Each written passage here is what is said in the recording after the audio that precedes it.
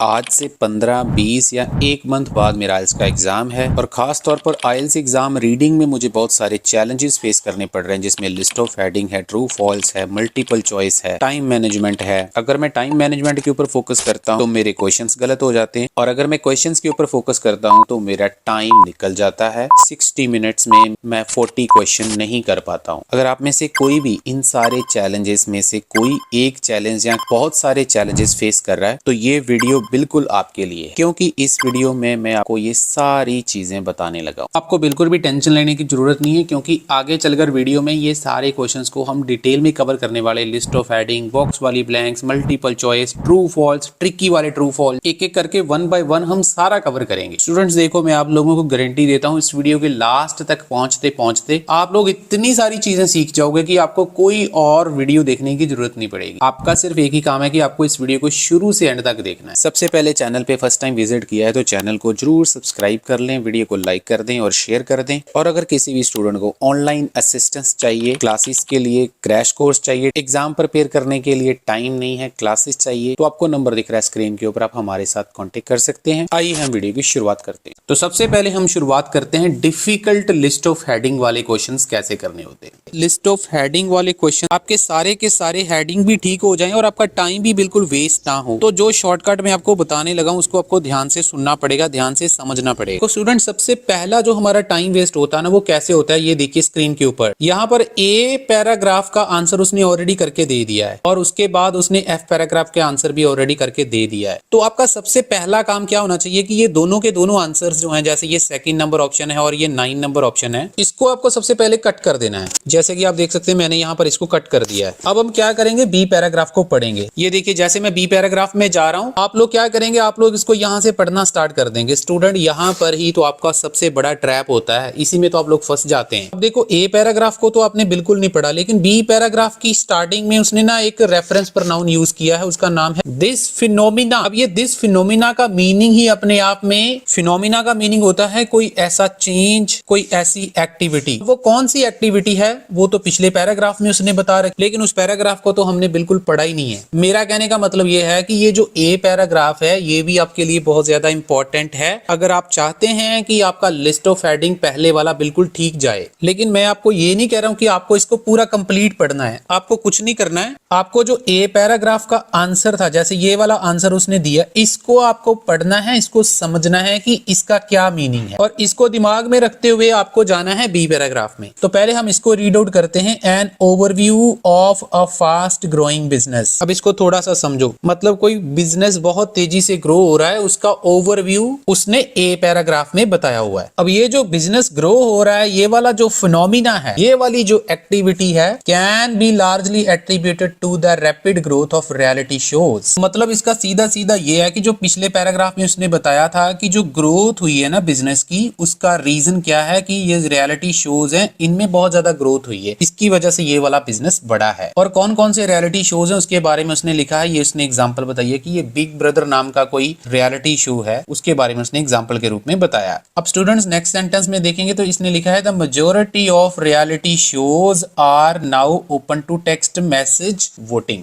ज्यादातर जो reality shows हैं वो मैसेजेस के लिए, वोटिंग के लिए ओपन है। अब ना यहाँ पर स्टूडेंट्स आप पढ़ेंगे तो सही इस टेक्स्ट को, जब आप इसको पढ़ेंगे आपको एक चीज बड़ी कॉमन दिखाई देगी। वो कौन सी है, ध्यान से देखिए, TV texting, text messaging, votes, setup screen chat room, ways to interaction. तो बहुत ही क्लियर कट मैसेज है कि इस पैराग्राफ में पूरी की पूरी बात texting, messaging, chat room, interaction के बारे में हो रही है। तो अब हम इस लिस्ट में से एक एक करके ये सारे को देखेंगे तो बड़े आराम से आपको आंसर मिल जाएगा कि ऐसे कौन से रेलेवेंट फैक्टर थे जिसकी वजह से इंटरैक्टिव टीवी की ग्रोथ हुई, इंक्रीज हुआ उसमें। इंटरैक्टिव टीवी का मतलब है टेक्सटिंग, बात करना, मतलब वोटिंग वगैरह हो गया। 6 नंबर हेडिंग आपका बड़े आराम से यहाँ पे आंसर आ जाएगा। तो जब स्टूडेंट्स ये सारे पैराग्राफ को स्कैन करेंगे ना, तो जैसे ही आप 7 नंबर हेडिंग पर पहुंचेंगे ना, ये वाला जो 7 नंबर आपको दिखाई दे रहा है, इस पे पहुंचेंगे तो आप ध्यान से थोड़ा समझने की कोशिश करें।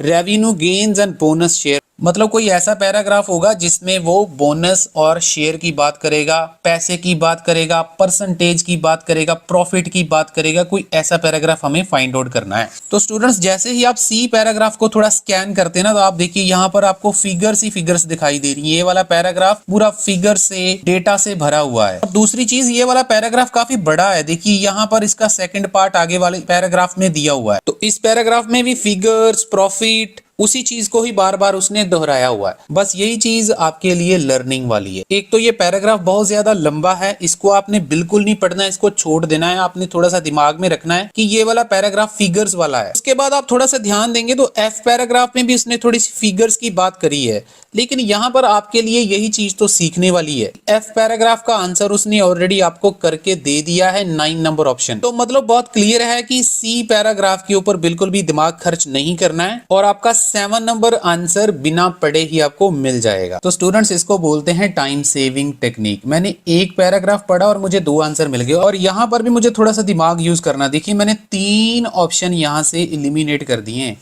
मतलब सेकंड नंबर को भी मैंने कर दिया, 6 नंबर को भी कर दिया, 7 नंबर को भी कर दिया। तो ये वाली लिस्ट जितनी ज्यादा छोटी होती जाएगी उतना ज्यादा आंसर सही होने की प्रोबेबिलिटी बढ़ती जाएगी। इस चीज को भी आपको दिमाग में रखना है। तो मेरी एक ही रिक्वेस्ट रहती है स्टूडेंट्स, अगर आपको मेरी बात समझ में आ रही है जो मैं समझाने की कोशिश कर रहा हूँ, अगर आपको लग रहा है कि ये मेथड आपकी कुछ हेल्प कर सकता है, वीडियो को लाइक जरूर कर देना। इससे मुझे मोटिवेशन मिलती, मैं आपके लिए और भी वीडियोस बनाऊंगा। चलिए स्टूडेंट्स हम डी पैराग्राफ को रीड करते हैं। अब यहाँ पे देखिए स्टार्टिंग में उसने लिखा how come the joining forces of television and text message turn out to be this successful. एक आम स्टूडेंट के लिए ये सिर्फ एक सेंटेंस है, लेकिन अगर आपकी रीडिंग स्किल्स अच्छी हैं, ये जो क्वेश्चन मार्क है ना, ये बहुत इंपॉर्टेंट है। इस क्वेश्चन मार्क में ही सारा आंसर है, आगे आपको कुछ ज्यादा डिटेल में पढ़ने की जरूरत ही नहीं है। इसका मीनिंग ये बनता है कि कैसे टेलीविजन को ज्वाइन करने वाली फोर्सेस और टेक्स्ट मैसेजेस वाली टेक्निक इतनी ज्यादा कामयाब हुई, कैसे हुई, उसका आंसर उसने आगे बताया होगा। उसमें से एक क्रूशियल एस्पेक्ट क्या था वो उसने उसको आगे एक्सप्लेन किया हुआ है। Emergence of one of a kind 4, 5 और 6 digit number known as short codes. Simple सी बात यह है कि ये जो टेक्सटिंग वाला काम इतना ज्यादा कामयाब हुआ, उसके पीछे की वजह क्या थी? ये वाला शॉर्ट कोड वो जो यूज करते थे। और फिर से देखिए एग्जामिनर ने वही चीज को बार बार यूज किया है। थोड़ा सा नोटिस करेंगे आप, यहाँ पे शॉर्ट कोड्स लिखा है, यहाँ पे शॉर्ट कोड्स लिखा है, यहाँ पे शॉर्ट कोड्स लिखा है और यहाँ पर शॉर्ट कोड्स लिखा है। तो मतलब ये सारा पैराग्राफ इस शॉर्ट कोड के ऊपर डिपेंड है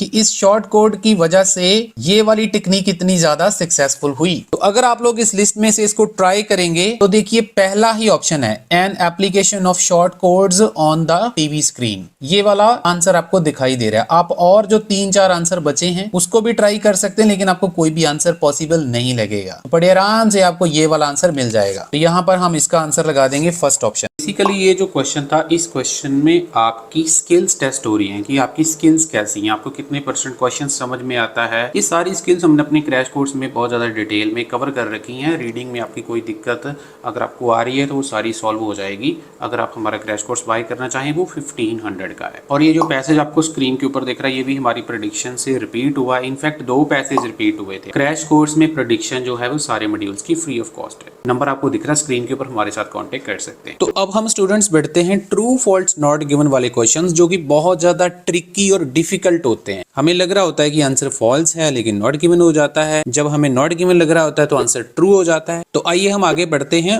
और जो ये वाली कंफ्यूजन है इसको 100% आपके दिमाग से मैं निकाल देने वाला हूँ। आइए शुरू करते हैं। जो 22 जून को एग्जाम हुआ है उसमें ये जो पैसेज आपको स्क्रीन के ऊपर दिख रहा है ये पहला ही पैसेज था। इस पैसेज में ये 2 नंबर क्वेश्चन यहाँ पर आपको स्क्रीन के ऊपर दिख रहा होगा, ये वाला क्वेश्चन, और उसके बाद ये 6 नंबर क्वेश्चन। ये दोनों क्वेश्चन ऐसे क्वेश्चन हैं जिसके आंसर जो यहाँ पर बताए गए हैं वो बिल्कुल भी मैच नहीं कर रहे हैं। ट्रू फॉल्स नॉट गिवन वाले क्वेश्चन थे, तो मैं सबसे पहले क्वेश्चन को रीड करता हूँ। क्वेश्चन में लिखा हुआ है most non government owned seed banks are bigger than seed saver exchange. इसका मतलब ये बनता है कि जो ज्यादातर non government owned seed banks थे, सीड सेवर एक्सचेंज वाला जो बैंक था उससे बड़े थे। थोड़ा और सिंप्लीफाई कर देता हूँ, non owned government seed banks का मतलब सीधा सीधा समझ लो कि जो प्राइवेट सीड बैंक्स थे वो सीड सेवर एक्सचेंज बैंक से बड़े थे। तो हमारा सबसे पहला काम क्या है, ये जो प्राइवेट बैंक्स थे और ये जो सीड सेवर एक्सचेंज बैंक है, इन दोनों में कौन बड़ा है? ये बड़ा है या फिर ये वाले बैंक बड़े? इन दोनों में, इन दोनों के साइज में कौन बड़ा है? और यहाँ पर इसने एक और वर्ड यूज किया है, मोस्ट। मोस्ट का मतलब है कि बहुत सारे प्राइवेट बैंक होंगे, उनमें से ज्यादातर ये वाले जो बैंक हैं, प्राइवेट बैंक जो हैं, वो सीड सेवर एक्सचेंज बैंक से बड़े हैं। तो यहाँ पर 2-3 चीजों को आपको ध्यान में रख के पीछे जाना है पैसेज में और देखना है कि क्या आंसर आएगा। तो ये यहाँ पर मैं पैसेज में पहुंच गया हूँ और आपको दिख रहा है सीड सेवर एक्सचेंज, यहाँ तक आपको दिख रहा है। हम यहाँ से पढ़ना शुरू करते हैं। कहता है heritage farm is devoted to collecting rather than growing seeds. ये हेरिटेज फार्म जो है, इसका मेन काम है कि वो सीड की कलेक्शन करता है, मतलब सीड को ग्रो करने से ज्यादा उसका काम कलेक्शन का है। ओके, उसके बाद उसने एक वर्ड यूज किया है, उसने एक रेफरेंस प्रोनाउन यूज किया है इट। इट का मतलब है हेरिटेज फार्म। ध्यान से समझना स्टूडेंट, यहाँ पे गलती हो गई तो गए आप काम से, तो गलती नहीं होनी चाहिए, ध्यान से समझना यार, स्किप मत करना। आगे उसने लिखा है is home to seed saver exchange. इसका मतलब ये है कि जो ये हेरिटेज फार्म है, ये सीड सेवर एक्सचेंज का घर है। उसके बाद ये कॉमा है और आगे उसने लिखा है one of the largest non government owned seed banks in United states. अब ध्यान से समझना स्टूडेंट, यहाँ से कंफ्यूजन स्टार्ट हो रही है, इसीलिए मैं बोल रहा हूँ कि ये वाला आंसर कंट्रोवर्शियल है। तो जैसे ही इसने यहाँ पे कॉमा डाला, तो इसका मतलब ये है कि ये सीड सेवर एक्सचेंज के बारे में हमें बता रहा है कि ये क्या चीज़ है। तो सीड सेवर एक्सचेंज खुद भी एक प्राइवेट बैंक है जो कि बहुत बड़ा है। इसका मतलब ये बनता है, मैं आपको थोड़ा एग्जाम्पल के साथ समझाता हूँ। मान लो ये प्राइवेट बैंक्स हैं, बहुत सारे प्राइवेट बैंक्स हैं, और इन प्राइवेट बैंक्स में से सीड सेवर एक्सचेंज जो है वो भी एक बड़ा ही बैंक है और वो भी प्राइवेट है। ये बात तो समझ में आ गई कि ये बैंक जो है ये काफी बड़ा बैंक है, छोटा बैंक नहीं है, ये समझ में आ गया। लेकिन हमारा क्वेश्चन ये था कि ज्यादातर जो प्राइवेट बैंक्स हैं वो सीड सेवर एक्सचेंज बैंक से बड़े हैं। लेकिन यहाँ पर इसने ये बताने की कोशिश करी है कि सीड सेवर एक्सचेंज बैंक एक बड़ा बैंक है दूसरे प्राइवेट बैंक की तरह, और ये भी एक प्राइवेट बैंक है। लेकिन क्या ये वाला बैंक दूसरे बैंक के कंपैरेटिवली बड़ा है या छोटा है, इसके बारे में पैसेज में कोई भी इंफॉर्मेशन नहीं है, कोई कंपैरिजन नहीं है। तो मैं 110% श्योर हूं कि इसका आंसर नॉट गिवन होना चाहिए, लेकिन जो इसका करेक्ट आंसर है वो फॉल्स है। आपके हिसाब से इसका आंसर क्या होना चाहिए, प्लीज कमेंट जरूर करना, ताकि आने वाले जो एग्जाम्स हैं उसमें भी अगर आईडीबी वालों ने कोई गलती करी है तो कम से कम उसको करेक्ट तो कर पाएंगे, कम से कम अपनी आवाज़ तो उठा सकते हैं कि भाई ये क्वेश्चन आपका गलत है। वीडियोस तो बहुत सारी मिल जाएंगी, आपको लाइव डिस्कशन भी मिल जाएंगे, ये आंसर है, ये आंसर है, लेकिन ये आंसर क्यों है उसका आंसर कोई नहीं बताएगा। तो चैनल को सब्सक्राइब करके रखो, ऐसी वीडियोज़ आने वाले टाइम में भी हम हाईलाइट करेंगे क्या क्या गलतियाँ हो रही हैं स्टूडेंट के साथ, कहाँ पे इनजस्टिस हो रहा है। नेक्स्ट क्वेश्चन को रीड करते कहता है seeds are listed in alphabetical order in the seed saver exchange yearbook. ये वाले क्वेश्चन के ऊपर भी बहुत सारे स्टूडेंट को डाउट है, ध्यान से क्वेश्चन को समझो। कह रहा है सीड जो हैं उनकी लिस्टिंग उन्होंने कैसे करी है, एक अल्फाबेटिकल ऑर्डर में करी है। अल्फाबेटिकल ऑर्डर में आपको समझा देता हूँ, जैसे ABC, तो बहुत सारे सीड की लिस्ट होगी उनके पास। जो सीड A से स्टार्ट होता है उसको उन्होंने पहले लिखा होगा उस लिस्ट में, उस बुक में, ये वाली जो बुक है। फिर उसके बाद जो सीड B से स्टार्ट होते होंगे, जो सीड C से स्टार्ट होते होंगे, ऐसे करके उन्होंने एक अल्फाबेटिकल लिस्ट बनाई होगी। उसके हिसाब से ये वाली जो बुक है उसमें सीड की लिस्टिंग करी गई है। होपफुली आपको समझ आ गया होगा मैं जो समझाने की कोशिश कर रहा हूँ।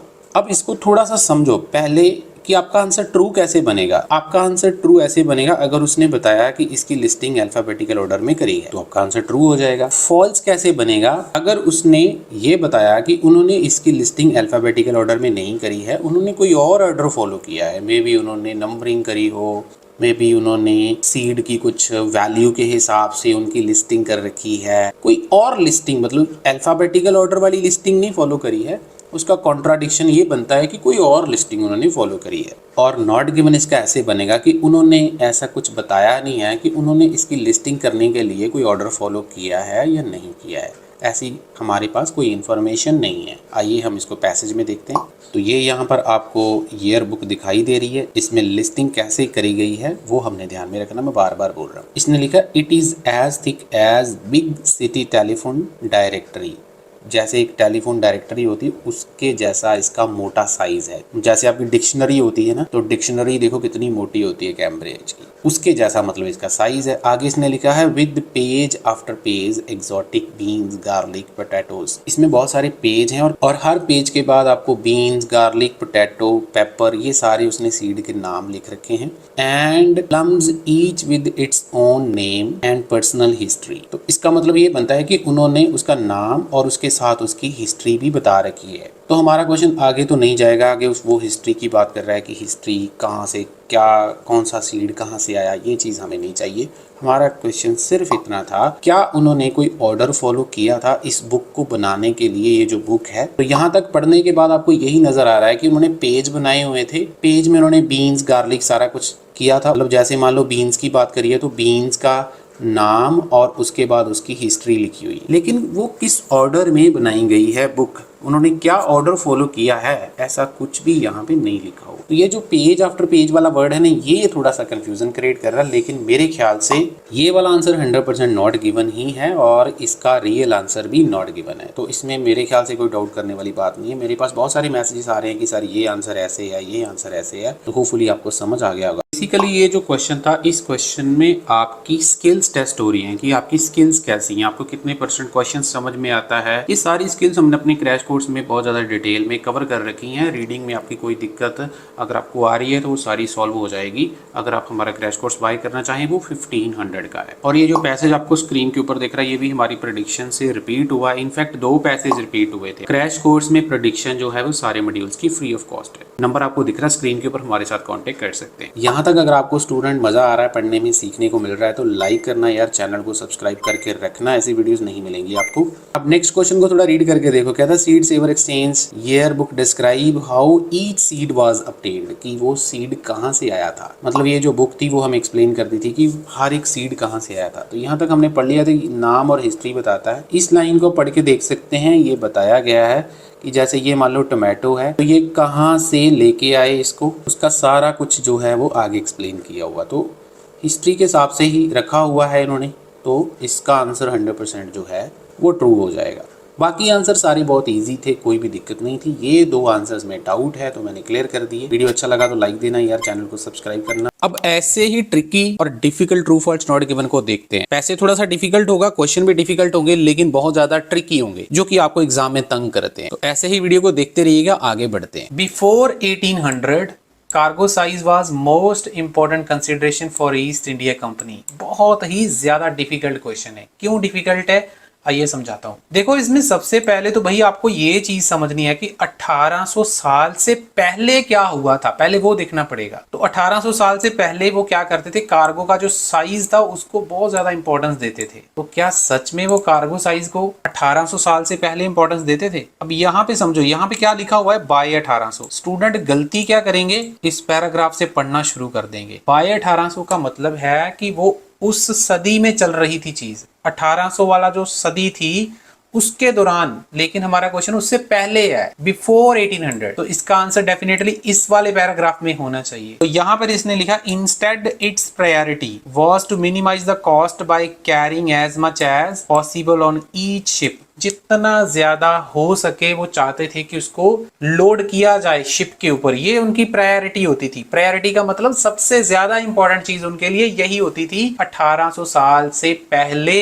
देखो कहाँ मिलेगा आंसर, मिलेगा ही नहीं, क्योंकि आप लोग, मुझे पता है, मोर देन 60-70% स्टूडेंट यहां से पढ़ेंगे इसका आंसर, लेकिन इसका आंसर यहां पर है पीछे वाले टेक्स्ट में। आंसर ट्रू है लेकिन बहुत डिफिकल्ट। स्टूडेंट अगर मेरा पढ़ाने का तरीका अच्छा लग रहा है तो लाइक करना, चैनल को सब्सक्राइब करना। ऑनलाइन क्लासेस भी अवेलेबल हैं, आपको नंबर दिख रहा होगा स्क्रीन के ऊपर, हमारे साथ कांटेक्ट कर सकते हैं। ऐसे ही हम आपको क्लास में भी पढ़ाते हैं। चलिए हम लास्ट क्वेश्चन की तरफ बढ़ते हैं। In the 19th century British drinkers preferred tea made from mature leaf to that made from younger leaf. ये क्वेश्चन को समझना अपने आप में बहुत ज्यादा आर्ट है। यहाँ पे ना इसने वर्ड यूज किया है टू दैट, इसका मतलब है दैन, मतलब कंपैरिजन दिखा रहा है कि जो ब्रिटिश ड्रिंकर थे वो मैच्योर लीव से जो चाय बनती थी उसको ज्यादा प्रेफर करते थे in comparison to younger leave. ये समझ लो आप, टू दैट लिखा हुआ है ना, इसलिए बहुत सारे स्टूडेंट को ये समझ नहीं आएगा कि ये कंपैरिजन वाला आंसर है। तो इन दोनों में से किसको प्रेफरेंस देते थे, मैच्योर लीव वाली चाय को या फिर यंगर लीव वाली चाय को? आइए देखते हैं। ये रहा इसका लोकेशन। ये कह रहा है, you could sell your shipment of tea before your competitors even arrived and partly because consumers in Britain in 19th century believed the fresher and earlier picked the T the better resulting drink. इसका मतलब बहुत साफ है कि जितनी ज्यादा वो fresh चाय को पिक करेंगे उतने ही बढ़िया रिजल्ट आएंगे। इसका मतलब फ्रेश चाय का मतलब है जो यंगर लीव होते हैं, मतलब जो छोटे पत्ते होते हैं, मतलब जिनके पत्ते अभी छोटी उम्र वाले हैं, जो छोटे हैं, वो वाली चाय को वो ज्यादा प्रेफर करते थे क्योंकि उनका रिजल्ट ज्यादा बेटर आता था। यहाँ पर हालांकि उसने कहीं पर भी मेच्योर वर्ड यूज नहीं किया है, लेकिन फिर भी आपको थोड़ा कॉमन सेंस लगाना पड़ेगा। अगर वो यंगर पत्तियों की जो चाय है उसको प्रेफर कर रहा है मेच्योर लीव्स के कंपैरेटिवली, तो डेफिनेटली जो इसका आंसर है वो फॉल्स हो जाएगा। तो स्टूडेंट्स यहाँ तक आपको काफी ज्यादा कुछ सीखने को मिला होगा। आगे बढ़ने से पहले इस वीडियो को स्टूडेंट्स लाइक करना, शेयर करना, चैनल को सब्सक्राइब करना। पूरी की पूरी रीडिंग आपको इस वीडियो में मैंने समझाई हुई है। अब हम स्टूडेंट्स थोड़ा सा आगे बढ़ते हैं। आपको जो पैसेज स्क्रीन के ऊपर दिख रहा है, ये 2024 में 8 फरवरी को दोबारा से हमारी प्रेडिक्शन से पैसेज रिपीट हुआ था। कुछ डिफरेंट प्रकार की जो ब्लैंक्स आपको एग्जाम में आती हैं वो सिखाने की कोशिश करूंगा। तो वो कौन सी ब्लैंक्स होती हैं? तो आपको बॉक्स में दी होती है, मतलब वो सारी की सारी ऐसी ब्लैंक्स होती है जो सिनोनिम के ऊपर बेस्ड होती हैं। तो आप देख सकते हैं नीचे आपको काफी सारी ब्लैंक्स ऑलरेडी दे रखी है और आपको सिलेक्ट करना है कि इसमें से कौन सी ऑप्शन यहाँ पे राइटली फिट बैठती है। जनरली ये वाली ब्लैंक्स इतनी आसान नहीं होती हैं, बहुत ज्यादा टफ एग्जाम में आपको देखने को मिलती हैं। लेकिन उससे पहले स्टूडेंट्स मैं आप लोगों को एक ही रिक्वेस्ट करूंगा, प्लीज हमारे चैनल को सब्सक्राइब कर लें, इस वीडियो को लाइक दे दें, शेयर कर दें और प्यारा सा कमेंट आपको इस वीडियो के नीचे छोड़ देना है अगर आपको हमारी वीडियो से कुछ सीखने को मिलता है। देखो स्टूडेंट्स, ये वाली जो ब्लैंक्स होती है ना, जो आपको स्क्रीन के ऊपर दिख रही है ऑप्शन वाली, इसके लिए दो चीजें बहुत ज्यादा इंपॉर्टेंट होती हैं। इसमें एक तो सबसे पहले ग्रामेटिकल पॉसिबिलिटी बहुत ज़्यादा इंपॉर्टेंट होती है और दूसरे नंबर पर आपकी पैराफ्रेजिंग के ऊपर कमांड बहुत अच्छी होनी चाहिए। देखो स्टूडेंट, सबसे पहले हम क्या करेंगे कि ये जो ब्लैंक्स या समरी हमें दे रखी है, इसमें से हम कुछ इंपॉर्टेंट कीवर्ड को मार्क डाउन करेंगे। वो ऐसे कीवर्ड हो सकते हैं जो एग्जामिनर आपके पैसेज में एज इट इज यूज करने वाला है, मतलब उसको पैराफ्रेज नहीं किया जा सकता है। जैसे यहाँ पर सर्वे वगैरह आपको दिख रहा है, तो पैसेज में भी एज इट इज ही आपको दिखाई देना चाहिए। उसके बाद जैसे यहाँ पर ये वाले कुछ कीवर्ड आपको दिखाई दे रहे हैं, स्ट्रीट रिपेयर, सिटी हीटिंग वगैरह। फिर जैसे यहाँ पर व्हीकल वगैरह आपको दिख रहा है। उसके बाद जैसे रिसोर्सेज वगैरह आपको दिखाई दे रहे हैं, एनर्जी वगैरह दिखाई दे रही है। तो उसके अलावा भी आप लोग यहाँ पर जैसे ट्रेडिशनल वर्कर है, प्राइवेट कार्स है, इन्वायरमेंट है, ये वाले भी कुछ इंपॉर्टेंट कीवर्ड को आप वहां से जाके मार्क डाउन कर सकते हैं। इससे हमें थोड़ा सा अंदाजा मिलेगा कि एग्जामिनर ने एग्जैक्टली इसको कहाँ से बनाया है। जैसे ही मैं पैराग्राफ में पहुंचा हूं तो आप लोग देख सकते हैं स्टूडेंट, ये बी पैराग्राफ में आपको सर्वे जो है वो दिखाई दे रहा है। उसके बाद जैसे ही आप डी पैराग्राफ में जाते हो तो इसको थोड़ा सा और स्कैन करते हो। पैराग्राफ में जैसे आप देख सकते हैं यहाँ पे जैसे रिसोर्सेज वगैरह, हाई रिलेटेड मटेरियल वगैरह आपको यहाँ पे मिल रहा है। इन्वायरमेंट के लिए उसने जैसे यहाँ पे कार्बन एमिशन वगैरह लिखा हुआ है, तो मतलब ये वाला पैराग्राफ भी हमारे काफी ज्यादा हमारे लिए इंपॉर्टेंट हो सकता है। उसके बाद अगर आप ई पैराग्राफ में जाएंगे तो ई पैराग्राफ में भी आप कुछ इंपॉर्टेंट कीवर्ड यहाँ पे मार्क डाउन कर सकते हैं। जैसे यहाँ पर आपको ट्रांसपोर्टेशन वगैरह मिल रहा है, एनर्जी वगैरह आपको यहाँ पे मिल रहा है। तो एफ पैराग्राफ में भी हो सकता है हमारे लिए कुछ इंपॉर्टेंट कीवर्ड हो। कि स्टूडेंट्स यहाँ पर हमारे लिए समझने वाली चीज क्या है कि ये जो छोटी सी समरी है जिसमें आपको 7-8 क्वेश्चन दिखाई दे रहे हैं, ये समरी तो उसने बनाई है, लेकिन इस समरी को बहुत ज़्यादा उसने फैलाया हुआ है। कोई एक या दो पैराग्राफ नहीं, आपको कम से कम 4-5 पैराग्राफ पढ़ने पड़ेंगे इस समरी को सॉल्व करने के लिए। तो इसका फ़ायदा ये होता है कि अगर आपको ये चीज़ पहले से ही पता चल जाए तो आपका टाइम थोड़ा कम वेस्ट होता है। अदरवाइज जनरली स्टूडेंट ने जो प्रैक्टिस करी होती है वो क्लास में तो यही प्रैक्टिस करी होती है कि आपको एक पैराग्राफ में समरी मिल जाएगी या मैक्सिमम 2 में मिल जाएगी, लेकिन ऐसा नहीं होता है। कई बार एग्जामिनर उसको फैला देते हैं। हालांकि समरी इतनी ज़्यादा डिफिकल्ट नहीं बनाई होगी, लेकिन कीवर्ड को ऐसे फैला दिया ताकि स्टूडेंट का ज़्यादा से ज़्यादा टाइम वेस्ट करवाया जा सके। तो ये हम समरी को स्टार्ट करते, कहते हैं survey identified that telecommuter spend more time on dash.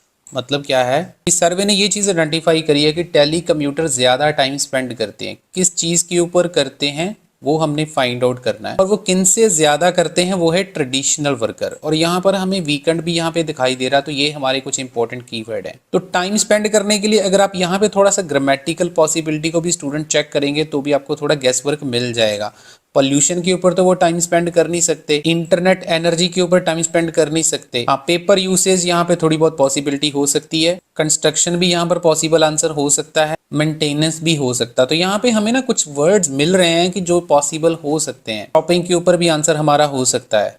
तो ये कुछ पॉसिबिलिटीज है जो मैं आपको बता रहा हूँ। आपने पीछे जाने से पहले ही यहाँ पे चेक कर लेना कि आपको कौन सा आंसर पॉसिबल लग रहा है ग्रामेटिकली। जैसे मैंने आपको बोला यहाँ पे सर्वे स्टार्ट हो गया, लेकिन जो हमारा मेन कीवर्ड था वो था ट्रेडिशनल वर्कर। तो ट्रेडिशनल वर्कर उसने लास्ट में लिखा हुआ और यहाँ पर आपको वीकेंड मिल रहा है। मतलब ये वाला सेंटेंस जो है, ये लास्ट वाला जो चेंजेस वाला है वो हमारे लिए इंपॉर्टेंट है। तो हम इसको रीड करते हैं। कहता changes in non commuting travel on weekend. यहाँ से हम रीड करना शुरू करेंगे। कहता home based workers which include a substantial population of people who are telecommuter spend more time shopping out of home than traditional worker. तो बहुत clear answer है कि वो शॉपिंग के ऊपर ज्यादा टाइम स्पेंड करते थे ट्रेडिशनल वर्कर के कंपैरेटिवली। लोकेशन कहां से स्टार्ट किया है और उसको आंसर को कहां पे जाके दिया, हालांकि आंसर बहुत ही ज्यादा सीधा आंसर उसने दिया है। तो यहाँ पे शॉपिंग जो है वो हमारा बड़े आराम से आंसर आ जाएगा। तो हम आगे चलते हैं। It also is beneficial to the environment as it reduces the dash in the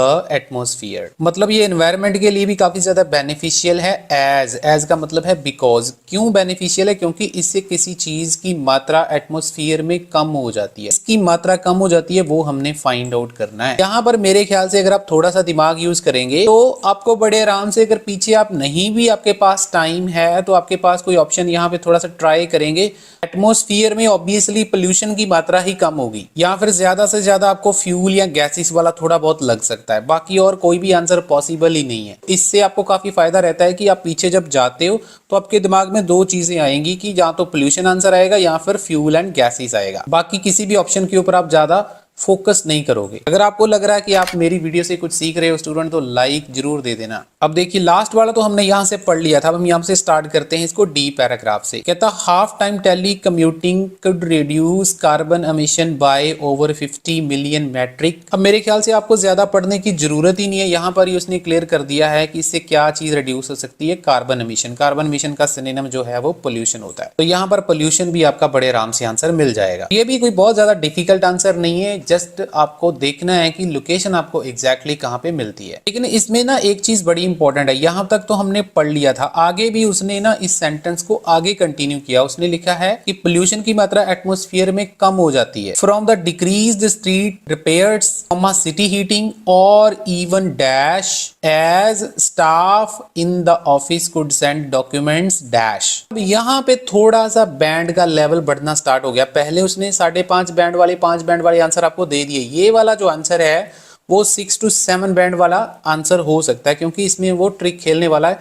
एक सेंटेंस में उसने 3 आंसर दे दिए। अब वो एटमॉस्फेयर में रिड्यूस होगा कैसे होगा? एक तो ये चीज हमें चाहिए स्ट्रीट रिपेयर, दूसरा हमें चाहिए एटमॉस्फेयर में पोल्यूशन कम कैसे होगा। एक तो उसने बोला कि स्ट्रीट रिपेयर डिक्रीज होगा, नंबर 1, नंबर 2 सिटी हीटिंग, और नंबर 3 एक और चीज हमें यहाँ पे चाहिए। और उसके बाद फिर से उसने लिख दिया है एज का मतलब मैंने आपको पहले बताया बिकॉज, क्योंकि जो ऑफिस का स्टाफ है वो डॉक्यूमेंट को सेंड कर पाए। और आगे ना उसने क्या किया है, आप थोड़ा सा यहाँ पे फोकस कीजिए। अपार्ट का ए आपको कैपिटल दिख रहा है। इसका मतलब ये है कि ये वाला सेंटेंस यहाँ पे खत्म हो जाएगा। जो भी आंसर हमारा यहाँ पे 4 नंबर क्वेश्चन में आएगा, जो भी आंसर हमारा 4 नंबर क्वेश्चन में आएगा वो यहाँ पर ही खत्म हो जाएगा। उसके बाद यहाँ पे फुल स्टॉप होना चाहिए। तो अगर आपका ग्रामर थोड़ा सा स्ट्रॉन्ग है तो आपको पता होना चाहिए कि यहाँ पर नाउन, वर्ब और एडजेक्टिव इन तीनों में क्या चीज आएगी। यहाँ पे आपको एडवर्ब चाहिए और एडवर्ब मोस्टली ly के साथ होती है।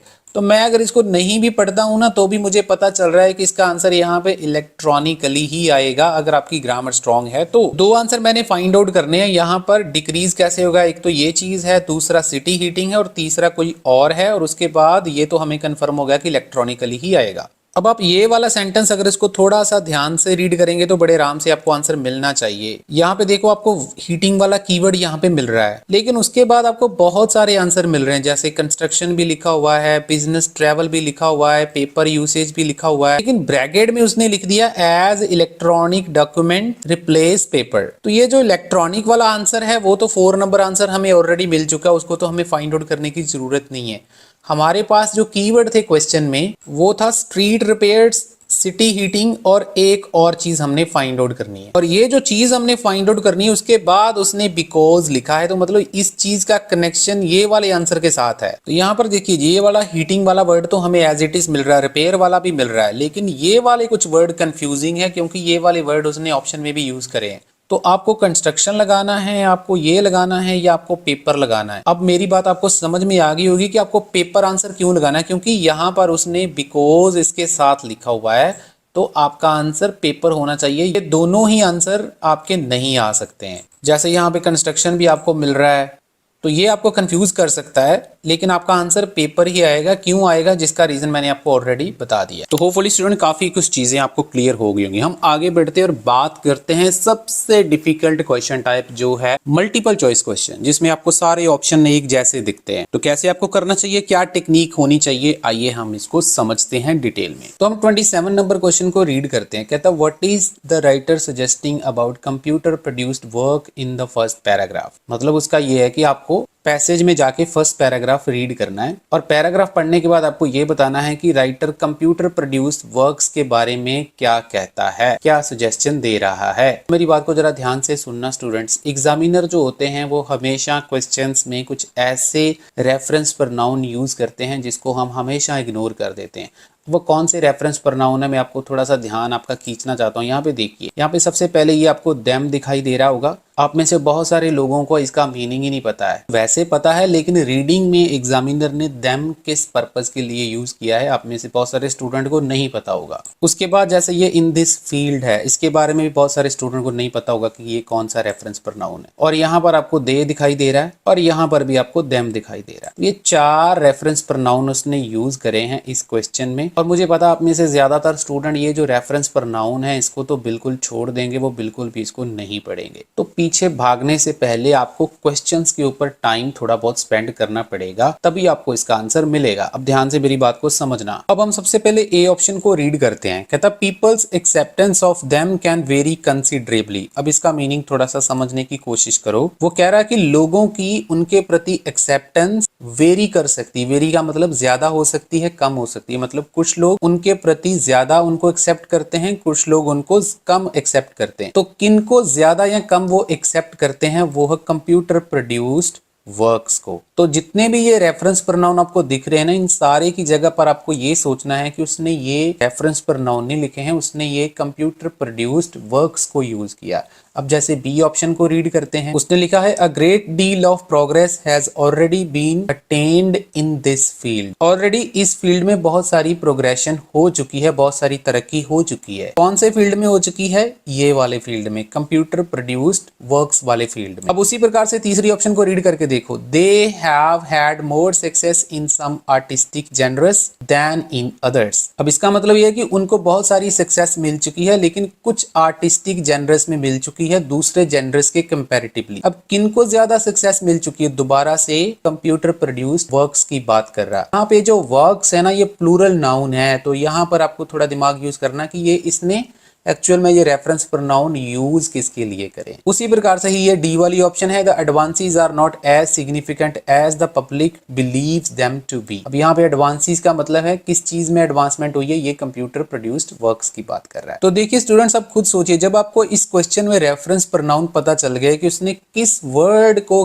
किस वर्ड के साथ रिप्लेस किया है, तो आपको पीछे जाके जब आप पढ़ोगे तो बड़े आराम से आपको आंसर्स मिलते रहेंगे। अब जैसे यहाँ पे दे है ना, दे को बहुत सारे लोग समझेंगे शायद वो पीपल की बात कर रहा है। यहाँ पे पीपल की बात नहीं हो रही है, यहाँ पे कंप्यूटर प्रोड्यूस्ड प्रोग्राम के लिए उसने दे यूज किया है। स्टूडेंट्स, अगर आपको यहाँ तक मेरी बात समझ में आई है तो मैं रिक्वेस्ट करूंगा कि अब आप वीडियो को लाइक कर दीजिएगा अगर आपको मेरी वीडियो से वैल्यू मिल रही है तो, और चैनल को भी सब्सक्राइब कर लेना अगर आप फर्स्ट टाइम हमारे चैनल पे विजिट किए हैं। तो अब हम आ गए हैं इस पैराग्राफ में। अब हम देखते हैं कि इसका आंसर कैसे आएगा। देखिए यहाँ पे उसने क्या लिखा है student, the painting full is one of the growing number of computer program which. अब इसको समझने की कोशिश करें। कंप्यूटर के बहुत सारे प्रोग्राम में से पेंटिंग फूल एक ऐसा प्रोग्राम है जो क्या करता है, जिसमें बहुत सारे टैलेंट्स हैं। टैलेंट हैं वो सारे उसने आगे एक्सप्लेन करे हैं। जैसे यहाँ पे इसने क्लासिकल म्यूजिक की बात करी है कि वो क्या कर सकता है कि वो ऐसा प्रोग्राम है जो लोगों को विश्वास दिला रहा है कि ह्यूमन उनसे भी पीछे है। अब उसी प्रकार से एक और प्रोग्राम की उसने बात करी है, यहाँ पर देखिए,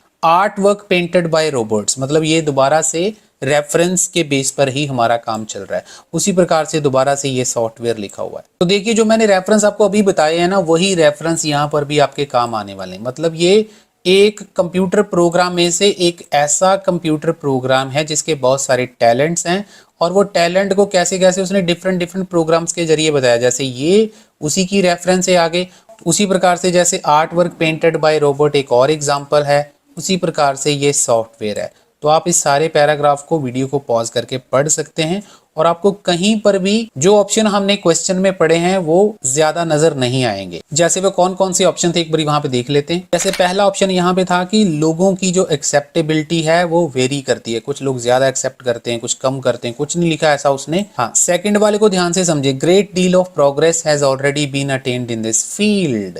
अब ध्यान से समझिए, कंप्यूटर वर्क की ही वो हम बात पढ़ रहे थे उसमें पैसेज में, तो उस फील्ड में ऑलरेडी बहुत ज्यादा प्रोग्रेशन हो चुकी है। सी ऑप्शन को पढ़ के देख लो, कोई भी उसने ऐसी कैटेगरी को कंपेयर नहीं किया कि कोई ज्यादा सक्सेस मिली है या कम सक्सेस मिली है किसी में, ऐसा कुछ हमने पढ़ा नहीं। तो हम क्या करेंगे, जैसे ये ए ऑप्शन है इसको यहाँ से हम कट कर देंगे, उसी प्रकार से सी ऑप्शन को भी यहाँ से कट कर देंगे। और डी ऑप्शन के बारे में भी आप थोड़ा सा पढ़ के देख सकते हैं, आपको कोई भी वहां पर ऐसी कोई ऑप्शन दिखेगी नहीं, तो बड़े आराम से आपको बी आंसर मिल जाएगा। देखो स्टूडेंट, एमसीक्यू को सॉल्व करने के लिए टाइम तो थोड़ा सा स्पेंड करना पड़ता है, लेकिन कम से कम अगर आपने टाइम स्पेंड किया है तो आपको आंसर भी तो ठीक होना चाहिए।